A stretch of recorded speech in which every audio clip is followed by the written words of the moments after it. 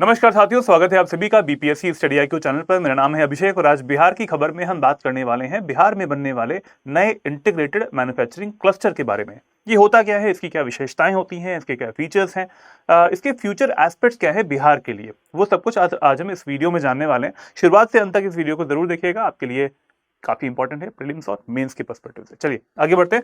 और अगर आपने बीपीएससी स्टडी IQ चैनल को सब्सक्राइब नहीं किया है तो कर सकते हैं आप, क्योंकि यहाँ पर आपको सारी अपडेट्स मिलने वाली हैं बिहार से रिलेटेड, और साथ साथ जितने भी सब्जेक्ट्स इंपॉर्टेंट होते हैं सभी के वीडियोस भी आपको यहाँ पे मिल जाएंगे। टॉपिक हमारा कहता है कि न्यूज में भी था ये article, integrated manufacturing cluster to be developed in Bihar. Gaya में बनने वाला है। सबसे पहला जो पॉइंट है, ये एक क्वेश्चन यहाँ से हो सकता है कि नया जो इंडस्ट्रियल क्लस्टर है, इंटीग्रेटेड मैन्युफैक्चरिंग क्लस्टर जो है वो कहाँ पे बनने वाला है, इट इज इन बिहार गया। अब यहाँ पर क्यों चूज किया गया, इसके बारे में हम पूरा ये वीडियो जो है इसी के बारे में है कि ये जगह क्यों इंपॉर्टेंट है ये गया। यहाँ पर दो चीजें, दो ऑर्गेनाइजेशंस के नाम लिखे हुए। इन ऑर्गेनाइजेशंस का यहाँ पर मेंशन आता है कि इनका इन्वॉल्वमेंट है इस मैन्युफैक्चरिंग क्लस्टर को बनाने के लिए। ठीक है, नाम क्या है इनके, you can see national industrial corridor development corporation NICDC, Hindi में बोलते हैं इसको राष्ट्रीय औद्योगिक गलियारा विकास निगम। और उसके बाद सेकेंड वाला है बिहार से related, Bihar industrial area development authority, Bihar औद्योगिक क्षेत्र विकास प्राधिकरण, बियाडा।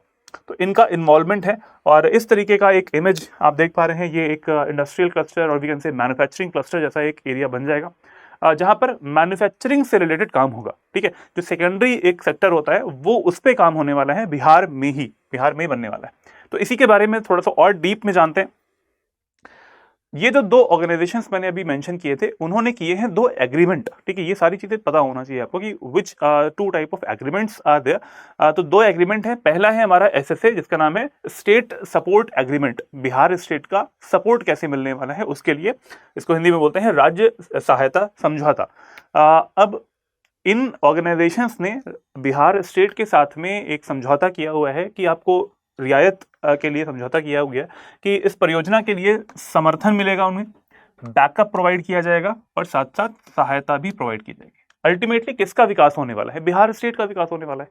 तो ये जो ऑर्गेनाइजेशंस हैं इन्हें सपोर्ट मिलना चाहिए, सहायता मिलनी चाहिए और एक तरीके से ये एग्रीमेंट के तौर पर भी होना चाहिए। तो इसी वजह से स्टेट सपोर्ट एग्रीमेंट SSA भी किया है इन ऑर्गेनाइजेशंस ने बिहार स्टेट के साथ में। नेक्स्ट एक एग्रीमेंट हुआ है वो है शेयर होल्डर्स एग्रीमेंट। ठीक है, शेयर होल्डर्स एग्रीमेंट, शेयर धारकों के लिए का जो समझौता होता है वो भी किसी कंपनी के शेयर धारकों के बीच, मतलब कंपनी के साथ जो शेयर होल्डर्स होंगे वहां पर उनके बीच में भी क्या होना चाहिए, एक एग्रीमेंट होना चाहिए, जिससे कि दोनों के इंटरेस्ट जो है वो बचे रहें। ऐसा ना हो कि कोई लॉस में चला जाए या फिर किसी का ज्यादा ही प्रॉफिट हो जाए। ठीक है, तो ये एक व्यवसायी और उसके शेयर धारकों दोनों के लिए एक सुरक्षा प्रदान करने वाला एक एग्रीमेंट होता है। तो दो एग्रीमेंट्स हो गए, यहाँ पर बात करी गई है SHA की और SSA की, स्टेट सपोर्ट एग्रीमेंट और शेयर होल्डर्स एग्रीमेंट। तो ये दोनों इनके मेंशन किए गए हैं न्यूज में, तो आपको पता होना चाहिए कि क्या होते हैं, इस वजह से मैंने इनको डिस्कस किया। अब जानते हैं कि इसकी विशेषताएं क्या है, इसके फीचर्स क्या है। ये जो भी मैन्युफैक्चरिंग क्लस्टर जो है वो बनने वाला है, ये इस वजह से इंपॉर्टेंट है क्योंकि ये गया इंटरनेशनल एयरपोर्ट से 39 किलोमीटर की डिस्टेंस पर। इसकी लोकेशन क्या है, पहले इसकी लोकेशन है 39 किलोमीटर साउथ ऑफ गया इंटरनेशनल एयरपोर्ट। अब गया इंटरनेशनल एयरपोर्ट इस एक तरीके से अंतर्राष्ट्रीय है। हम ये भी जानते हैं कि यहाँ पर जो साउथ ईस्ट एशियन कंट्रीज से लोग हैं वो टूरिज्म के लिए आते हैं, पर्यटन के लिए आते हैं। तो पर्यटन को कैसे हम इंडस्ट्रियल पार्ट से, मैन्युफैक्चरिंग सेक्टर से क्रॉस करके बिहार का विकास करें, इसके लिए ये सिचुएशन जो है, ये जो मैन्युफैक्चरिंग क्लस्टर है वो बनाया जा रहा है।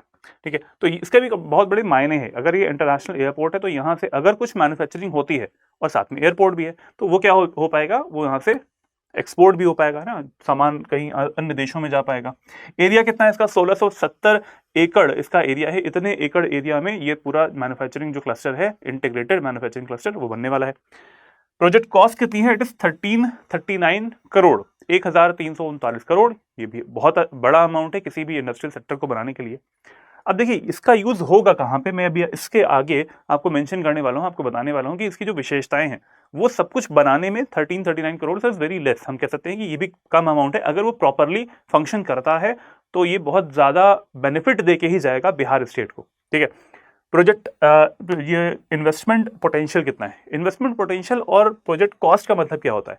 प्रोजेक्ट कॉस्ट का मतलब होता है कि जो इंडस्ट्रियल मैन्युफैक्चरिंग क्लस्टर है इंटीग्रेटेड वाला, वो बनाया जाएगा उस तरीके से। अब क्या क्या उसके फीचर्स होंगे, जैसे वहाँ पर कुछ प्लांट्स बनवाने हैं, वाटर ट्रीटमेंट प्लांट बनवाने हैं, बहुत सारी ऐसी चीज़ें होती हैं जो कि बेसिक नीड्स होती हैं किसी भी इंडस्ट्री को सेटअप करने के लिए, ठीक है। लोकेशनल एस्पेक्ट्स होते हैं, ट्रांसपोर्ट के लिए रोड्स होनी चाहिए वहाँ पर वाटर सप्लाई जो है वो प्रॉपर होनी चाहिए, वाटर ट्रीटमेंट होना चाहिए, वहाँ पर बिजली की व्यवस्था होनी चाहिए। ये सारे फीचर्स होते हैं किसी इंडस्ट्री को लोकेशन जो है उसको फाइंड आउट करने के लिए, अगर वो बेटर तरीके से इंडस्ट्री हमें वहां पे सेटअप करनी है तो उसमें लगने वाला है प्रोजेक्ट कॉस्ट। अब प्रोजेक्ट कॉस्ट हो गया, लग गया, उसके बाद में क्या होता है कि जो प्रोस्पेक्ट्स होते हैं अदर कंपनीज के, अदर इंडस्ट्रीज के, कि हाँ अब हमें यहाँ पर, क्योंकि ये सारी सुविधाएं यहाँ पे मिल रही हैं, तो हमें यहाँ पर इन्वेस्टमेंट करना चाहिए।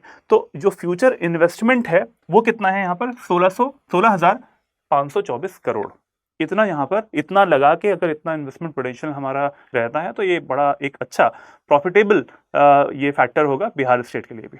ये बात होगी हमारे इसके फीचर्स के बारे में। तो कुछ और फीचर्स जान लेते हैं। कुछ इसके फीचर्स जो हमारे प्रोजेक्ट की कॉस्ट थी वो इनको बनाने में जाएगी, ठीक है, प्रॉपर्ली देखा जाए तो इनको बनाने में जाएगी।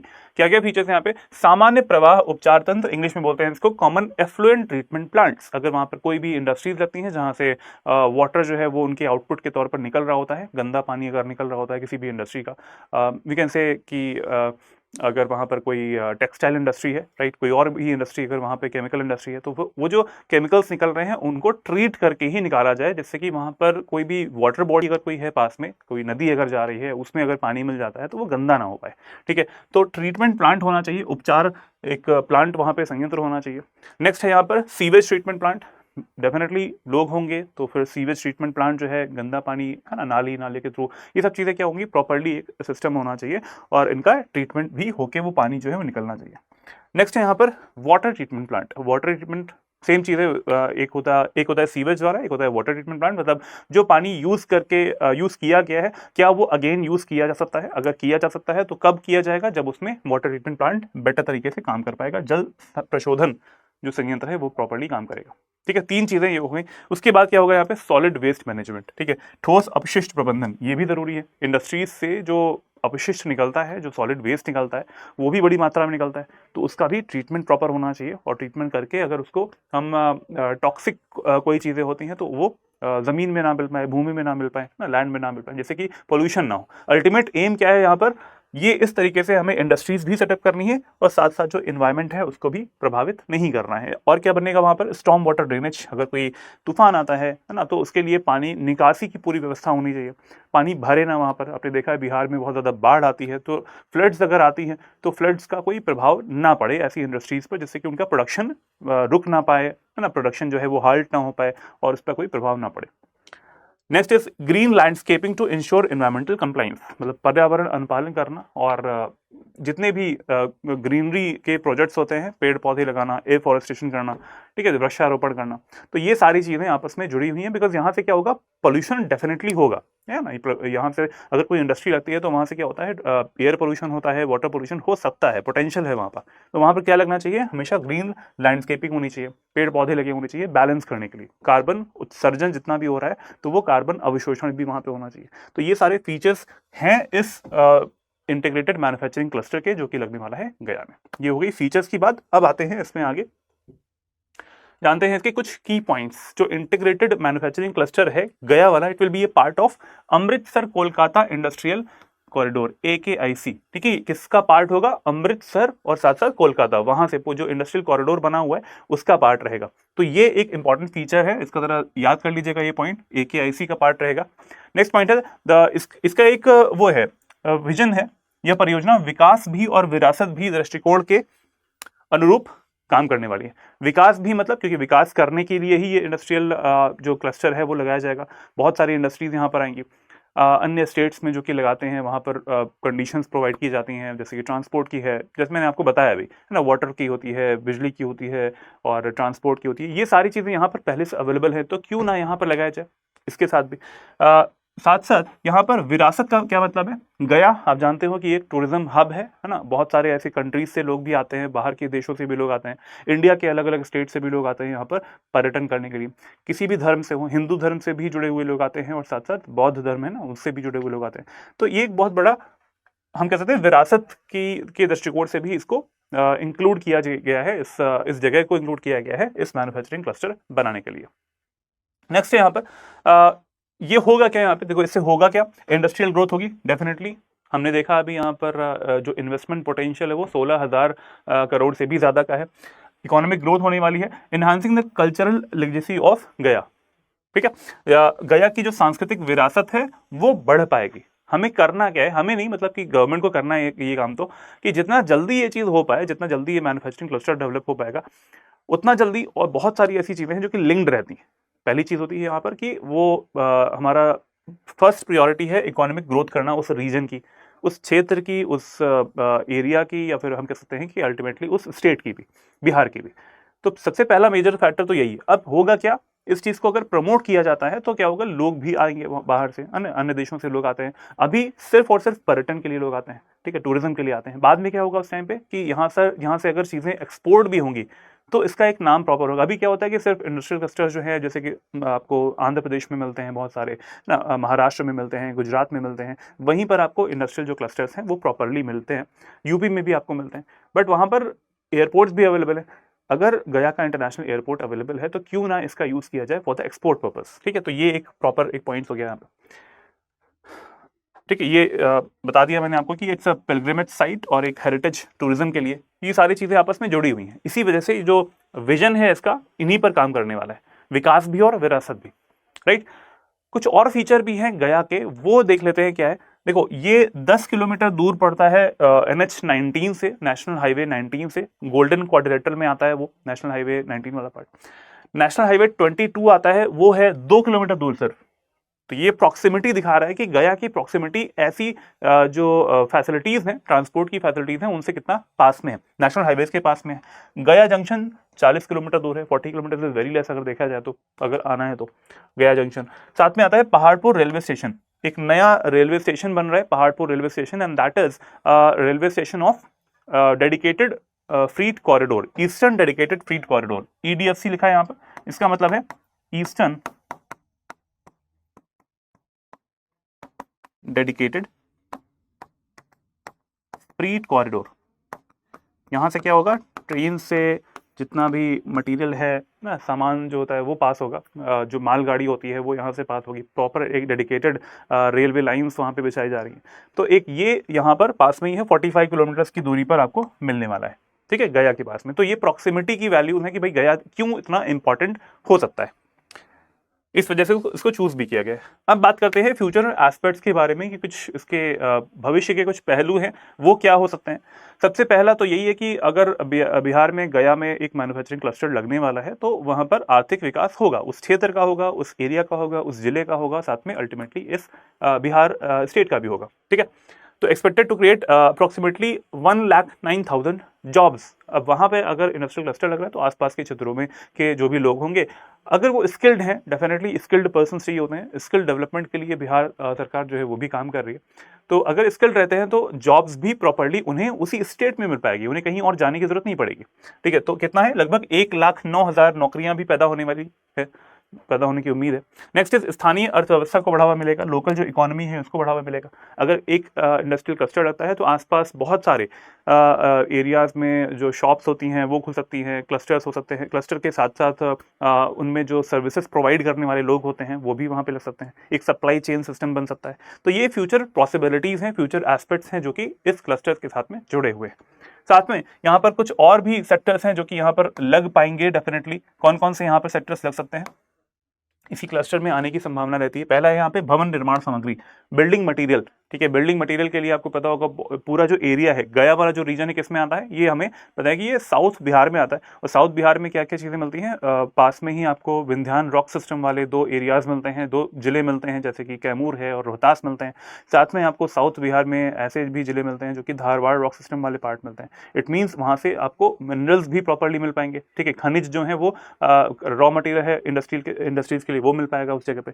तो बिल्डिंग मटेरियल के लिए इंडस्ट्रीज यहाँ पे सेटअप हो सकती हैं। Next is agri food processing, खाद्य प्रसंस्करण की जो इंडस्ट्रीज हैं वो भी लग सकती हैं। बिहार में आपको पता है कि जो मखाना इंडस्ट्री है वो सबसे ज़्यादा फ्लोरिश करती है। मखाना इंडस्ट्री है, साथ साथ मशरूम इंडस्ट्री है, राइट। और केला उगता है, मैंगोज होते हैं। तो इन्हें अगर हम फूड प्रोसेसिंग की इंडस्ट्रीज लगती हैं, अगर इनकी शेल्फ लाइफ अगर बढ़ानी है तो शेल्फ लाइफ अगर बढ़ा के कुछ कोल्ड स्टोरेज लगाने हैं तो वो वहाँ पे लग सकते हैं।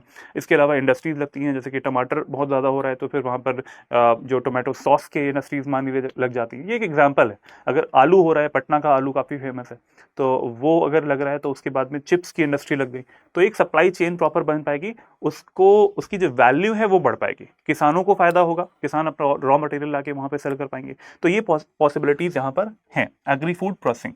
Next is leather goods. Leather goods जो कि चमड़े का जो व्यापार होता है, अब ये भी बने जो फाइनल प्रोडक्ट्स होते हैं वो यहाँ से एक्सपोर्ट होंगे from other countries also, international airport है तो यहाँ से एक्सपोर्ट हो सकते हैं लेदर गुड्स।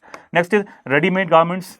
रेडीमेड गारमेंट्स जैसे कि कुछ कपड़े हैं, है ना, अगर लोकल एरियाज वाले हैं तो फिर वो उनको एक्सपोर्ट करके या फिर we can say other states में भी वो जा सकते हैं अगर ये एयर ट्रैवल का यूज़ किया जाए तो।